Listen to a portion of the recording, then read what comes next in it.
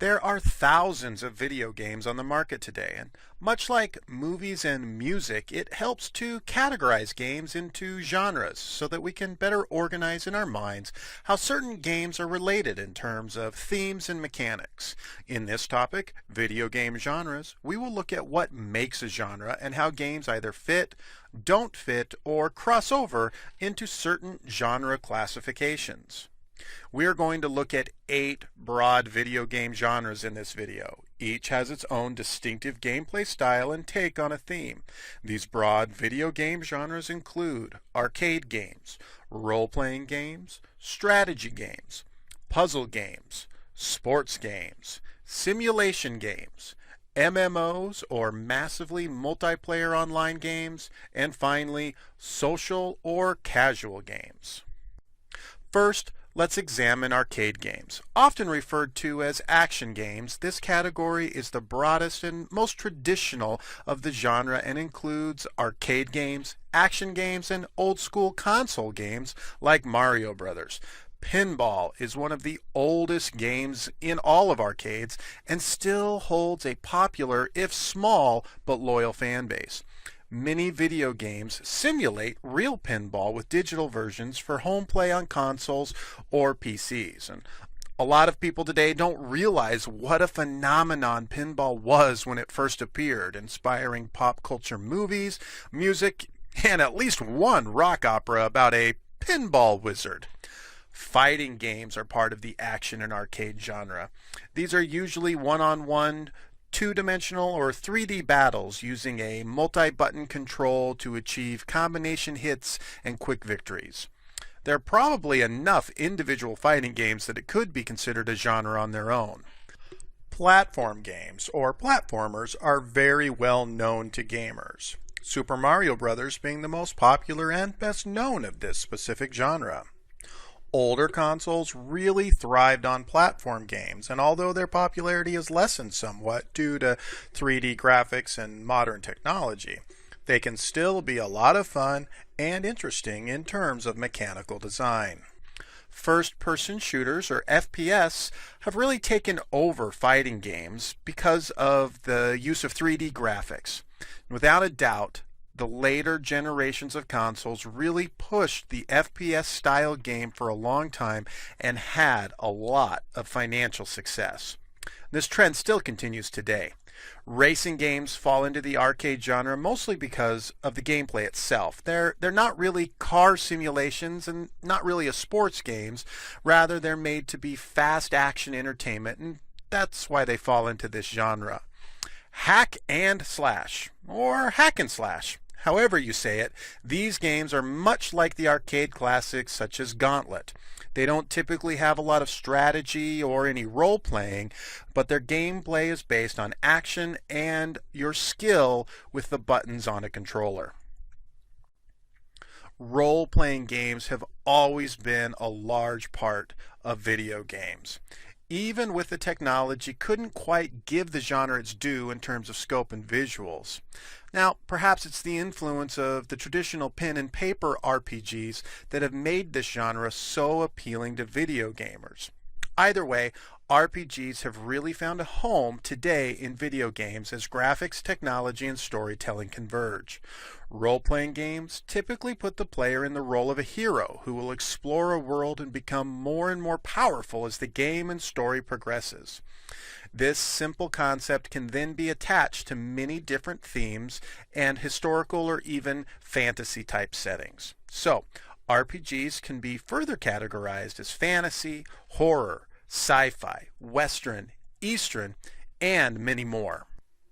It's important to note that when we say Western or Eastern RPG, we're not talking about the setting being in the Old West or in Asia necessarily.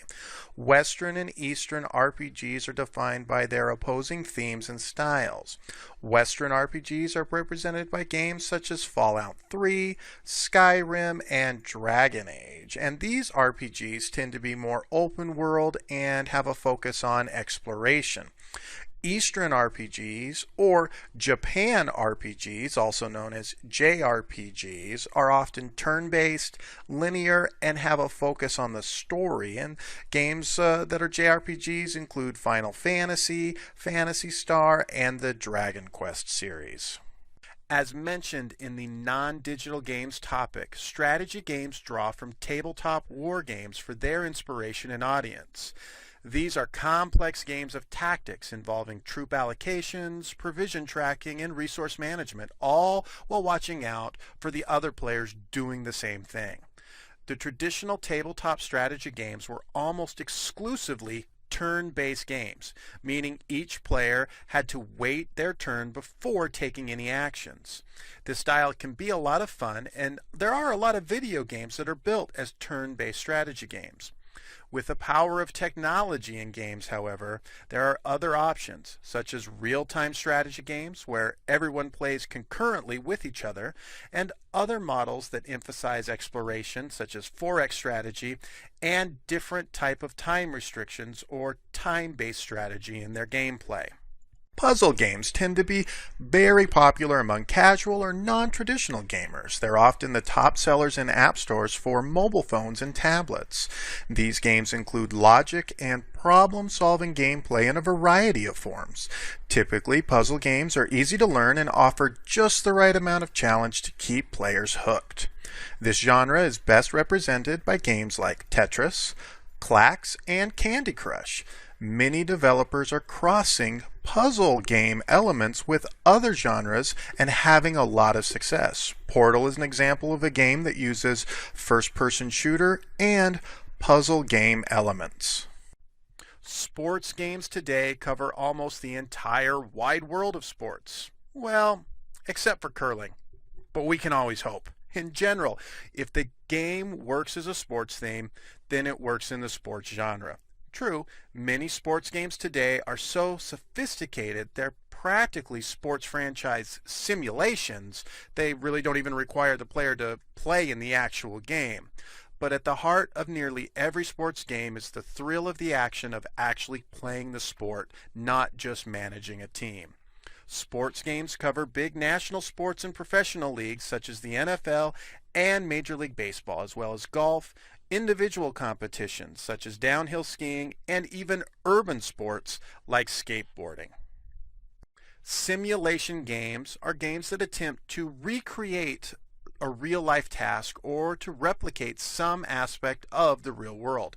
This can include machine simulations like flight simulator games, business and industry simulators that allow the player to play as a tycoon and build theme parks, railroads, or zoos.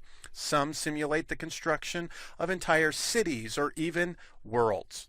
Full life simulation games are very popular today. In general, their play style is not action-oriented, but a more paced, thoughtful approach to short and long-term problem solving.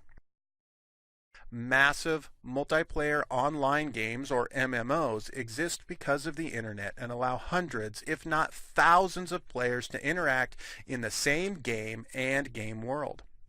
They typically have some element of other genres, such as RPG, strategy, or social. What really makes these games their own genre is the sheer number of people that are able to play and affect the overall experience of other people playing in the game at the same time. Consoles, PCs, and even smart devices and social media sites are getting in on the MMO craze, as it allows games to have open content where players can perpetuate themselves through interaction with other live players. Social games are nothing new in non-digital games, but it is only recently that they have become a video game powerhouse genre. Mostly due to the rise of social media sites, social games have attracted a casual gaming audience and has found tremendous financial success in recent years. These games tend to be more cooperative than competitive, although many competitive social games do exist. Even so, the level of intensity is mild when compared to action games and other genres. Finally, Let's briefly discuss the concept of genre crossover. Many games can make a compelling case for belonging in more than one genre, or even none at all. It's true, genres are not perfect as far as grouping game themes and concepts. We might even ask, why bother with genres at all? Well, it's a matter of volume and demographics. Genres help game developers identify target audiences and deliver on expectations of that audience. It's not so much a way of saying, hey, all of these games are the same because they're in the same genre, but rather to say, if you liked this game, you might like this one too.